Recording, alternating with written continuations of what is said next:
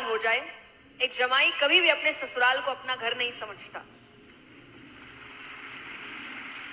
लेकिन शादी के दूसरे दिन ही एक बहू अपने ससुराल को अपना घर समझ लेती है।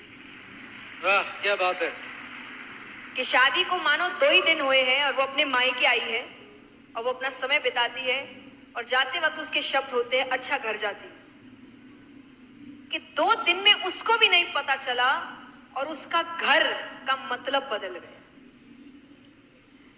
तो देखिए, रिश्ते ऐसे तो हर रिश्ते के लिए कहा गया है कि आपको एक दूसरे को समझना पड़ेगा। ताली दोनों हाथों से बजती है, कोई भी रिश्ता हो, अगर दोनों नहीं साथ में चल रहे हैं तो रिश्ता सुधर नहीं सकता। एक ही अगर मेहनत करता रहेगा तो वो हो सकता है 1 साल चला, 2 साल चला, तीसरे साल टूट जाएगा। ये कोई भी रिश्ता हो सकता है। तो चलाना दोनों को पड़ेगा, काम दोनों को करना पड़ेगा। अगर एक भी रुक गया तो ये रिश्ता नहीं चलेगा। तो ये सबसे पहली चीज है। दूसरा जो हमने अभी बात की थी, कॉम्प्रोमाइज, एडजस्टमेंट्स। आपको ये समझना पड़ेगा कि आपका पार्टनर या आपके जिनके साथ भी रिश्ते हैं वो एडजस्टमेंट करे, कॉम्प्रोमाइज ना करे। ये जिम्मेदारी सामने वाले की। फॉर एग्जाम्पल, मैं हमेशा शादी के लिए कहती हूँ कि एक पत्नी की उसके ससुराल में क्या इज्जत होगी ये पति तय करता है, ये पत्नी तय नहीं करती। उसका बिहेवियर तय नहीं, कुछ भी तय, ये पति तय करता है। क्यों?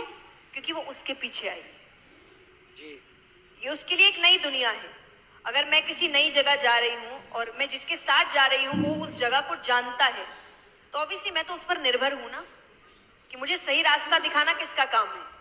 तुम्हारा। मेरा यहाँ ध्यान रखना किसका काम है? तुम्हारा। उसके बाद जब मैं फेमिलियर हो गई उस जगह से, अब मेरा है।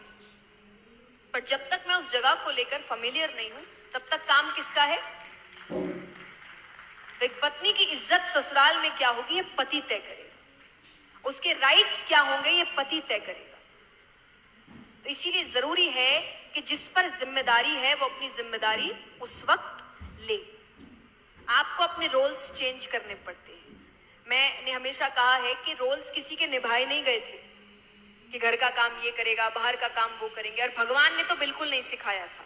भगवान ने तो हर काम किए हैं।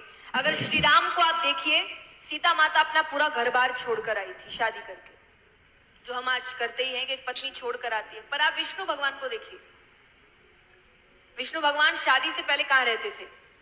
बैकुंठ, बैकुंठ धाम। शादी से पहले कहां रहते थे?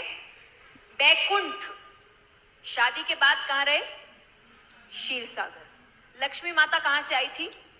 समुद्र मंथन में से, क्षीर सागर में से आई थी। तो असल में विष्णु भगवान कहां रहते हैं? घर जमाई है वो। दोनों काम हुए ना। यहां पर सीता माता आई तो वहां पर वो भी घर जमाई है। दूसरा रूप देखिए, जब गोपियों की और कृष्ण की बात आती है तो जब शाम का समय होता था भगवान गैया चराकर घर लौटते थे, जो उस वक्त का ऑफिस होता था।